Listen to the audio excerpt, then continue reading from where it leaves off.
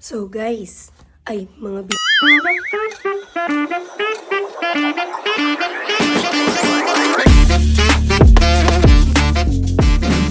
Good morning mga B.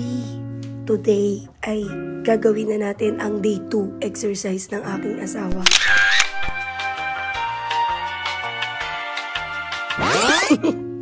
So ako po ay medyo hindi kasi pagod mag-exercise. Pero sasamahan ko ngayon yung asawa ko. It's 5:30 in the morning. And ito may kasama tayong aso. Kasama natin si Cloud. Sinapatusan ko siya kahit na ayaw niya. Ay, sobrang dilim pa eh. Look, tingnan niyo siya guys.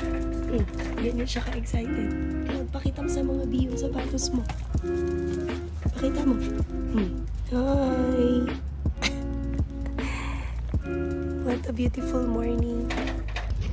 Ayan, guys, nababaliw na siya. I have a Spitz Pomeranian dog. She's 1 year old baby dog. Hi, Cloud!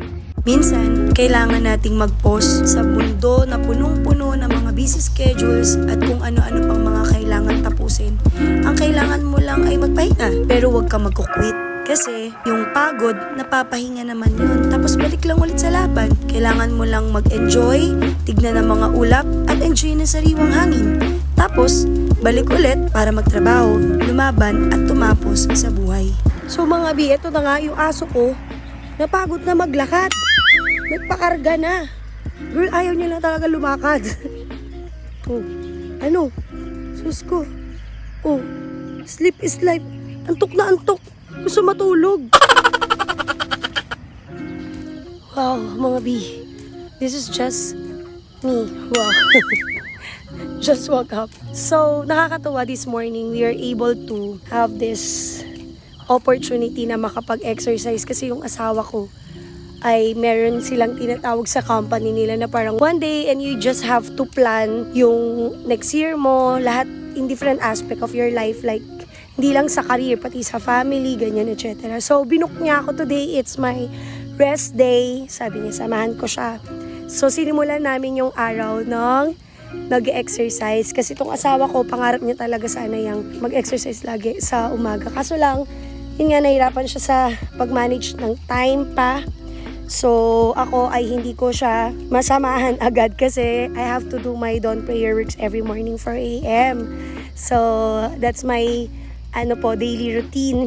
Si Lord muna ang kamitin ko everyday. So, hindi rin ako masyado mahilig mag-exercise. Nagpapaayos ako doon dahil mga B, sobrang halaga na tayo ay healthy. Sinasabi ko rin to sa sarili ko dahil marami pa tayong pangarap sa buhay at alagaan natin ang ating mga sarili at katawan. So, today magpa-planning kami. Actually, ginagawa namin yung pagpa-planning annual ni JC. Hindi pa kami mag-asawa. Like, mag-girlfriend and boyfriend pa lang kami. Nagpa-plan kami ng lahat. Ang tawag namin doon ay faith goals. Because we cannot achieve those goals without faith. So, alam mo yun, nangangarap ka ng mas malaki sa'yo. Good morning! Ingatan natin mga health natin, mga B. Kasi sobrang importante na malakas tayo. Abutin ang ating mga pangarap. God bless you. What a beautiful morning. Love you all. Minsan, kailangan mo din mag-unload para may space for new messages. At para makapagplano ka ng maayos, importante rin kung saan mo ito gagawin. Kaya naman kami, taon-taon, nag-i-invest kami kung paano at saan namin paplanuhin ang aming mga buhay bago pumasok ang bagong taon. At meron nga kami nakitang bagong place dito lang sa may Southwoods, Laguna, kung saan malapit lang sa aming may free parking at bukas na sila ng 7 a.m. pa lang. So saktong-sakto sa mga early bird na kagaya namin. Masarap mangarap mag-isa, pero mas masarap mangarap ng may kasama. Tapos, magkasama niyong tutuparin ang lahat ng pangarap na ang Panginoon ang naglagay. Okay naman mangarap kung paano maging financially stable at maging successful sa buhay o paano magkaroon ng maayos na family. Pero wala nang masasarap sa pangangarap kung paano din kayo lalalim spiritually. Ito na ang buhay na sineseryoso at pinaplano naming maigi ng aking asawa.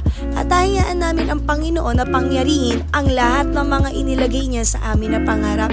Ikaw din, pwede mo tong gawin kasama ang iyong leader, partner, or kasama sa buhay. So mga B, dito natin ginanap ang ating shooting for tonight, Carmeliana Cafe here in Rosario, Southwoods. So, napakaganda po nitong cafe na to. Sobrang accommodating ng mga staff. Ang sarap ng food and napakamura lang po. Punta kayo dito. Thank you mga B. Kailangan ba na madaming pera bago magpakasal? May tamang edad ba daw sa pagpapakasal? Is it possible